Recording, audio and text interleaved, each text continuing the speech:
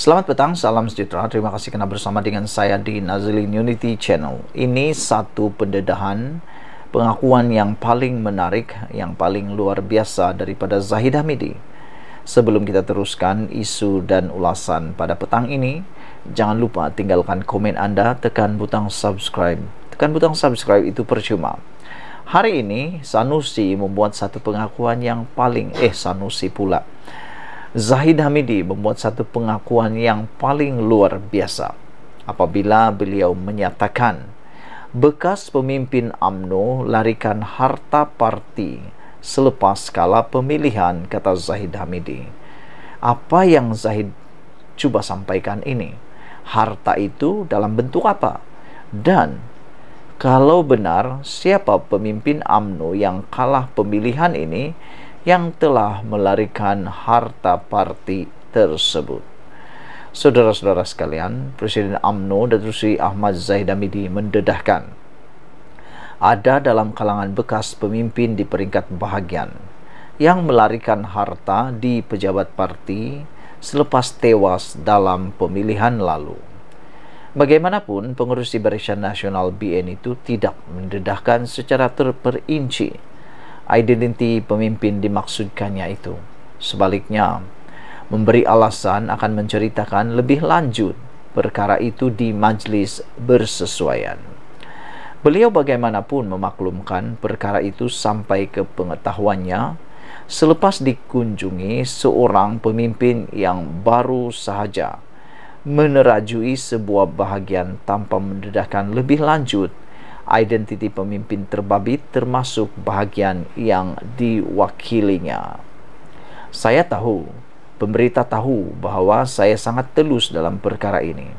Tetapi biarlah cukup saya beritahu, terdapat perubahan apabila sesuatu jawatan dipegang tentunya. Pemegang jawatan lama yang menjadi pemegang amanah kepada pejabat lama merasakan segala harta benda yang ada di pejabat itu milik dirinya. Maka apabila yang kepimpinan baharu datang mengambil alih jawatan, yang ada hanyalah pejabat kosong. Saya tidak mahu bercerita lebih panjang lagi, tetapi biarlah saya bercerita nanti di majlis bersesuaian, katanya. Beliau yang juga Menteri Kemajuan Desa dan Wilayah berkata demikian ketika berucap pada majlis santunan kasih Ramadan anjuran kementerian itu di Projek Perumahan Rakyat Seri Semarak di sini hari ini.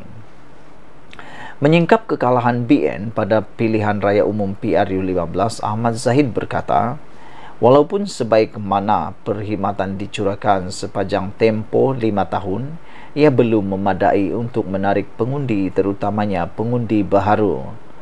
Beliau berkata, ada pihak yang memberikan sedekah kepada pengundi bagi memenangi pilihan raya itu. Tetapi individu itu tidak sedar bahawa perbuatan terbabit sebenarnya salah kerana bermotifkan politik. Tanpa memperincikan nama atau parti, ahli Parlimen Bagan Datuk itu mengingatkan pihak berkenan bahawa cukuplah mempergunakan agama untuk kepentingan diri. Jika ada pihak memberikan sedekah lebih banyak daripada sepatutnya, biar sedekah itu apapun bentuknya. Namun apabila diberikan sewaktu pilihan raya, pasti ada motif politik, kata beliau. Walaupun wang diberikan tidak dianggap termasuk dalam hukum hudud, saya ingin menyeru pemimpin itu jangan bermain dengan fatwa, bermain ayat Al-Quran, jangan bermain dengan hadis, jangan bermain dengan ijma' ulama, jangan bermain dengan kias. Berada di gelanggang politik mesti berpolitik secara rasional, bukan menggunakan agama, bukan memanipulasikan fatwa-fatwa untuk kepentingan diri sendiri.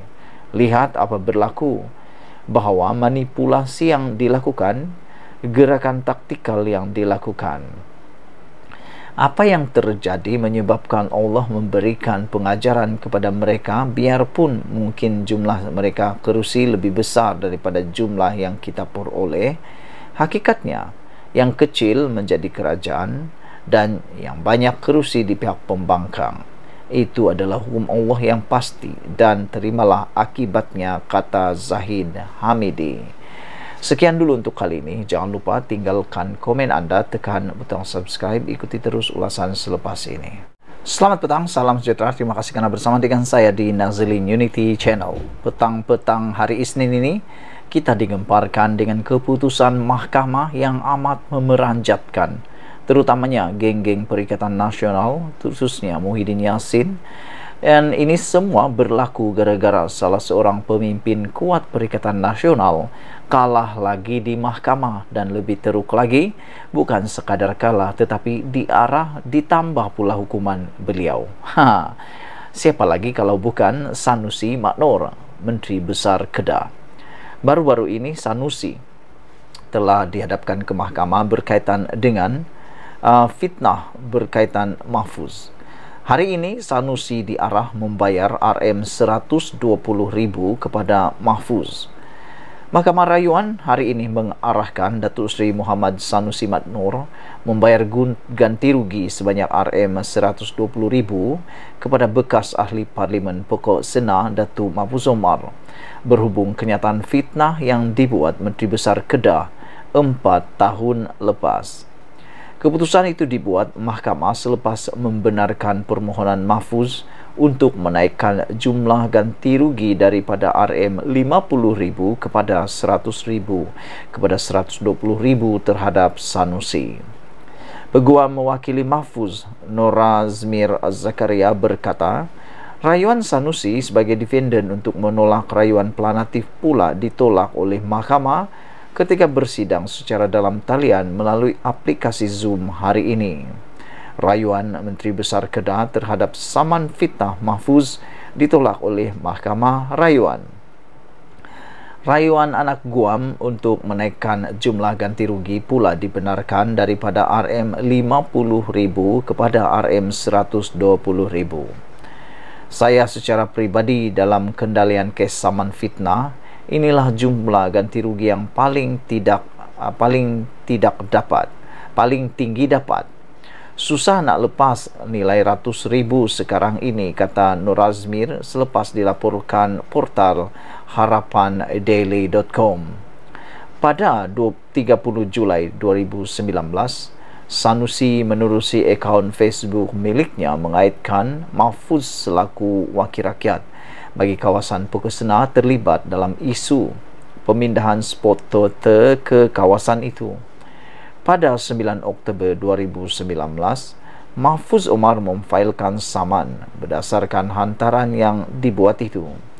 Mahfuz mendakwa Sanusi menerbitkan satu video berdurasi 7 minit 57 saat di akaun Facebook miliknya pada 27 Julai 2019 yang memaparkan sekumpulan individu membantah pembukaan spot Toto di Pokok Sena sambil memegang spanduk yang tertera nama planatif.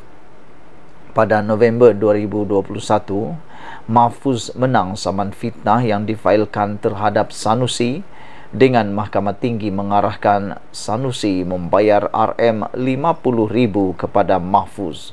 Saudara-saudara, itulah dia keputusan yang benar-benar mengejutkan kita semua, terutamanya kumpulan-kumpulan Perikatan Nasional, apabila Sanusi bukan sahaja tidak berjaya menolak saman, kini pula diarah membayar 120.000 kepada Mahfuz Omar gara-gara memfitnah beliau 4 tahun yang lepas berkaitan dengan pemindahan tempat penjualan nombor ekor, iaitu spot Toto ke kawasan itu. Ikuti terus ulasan selepas ini.